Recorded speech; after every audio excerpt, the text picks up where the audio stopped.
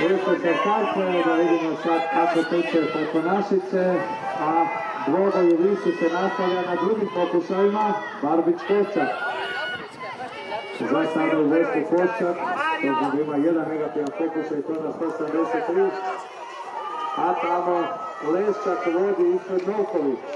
Novković ima 62-11, to je rekord. Leščak ima 60-30.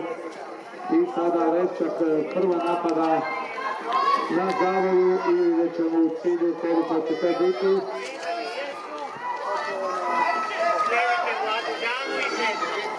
Barbić imat će još jedan pokušaj, a idemo pozdraviti dvije sjajne preparačke, Leščak i Novković.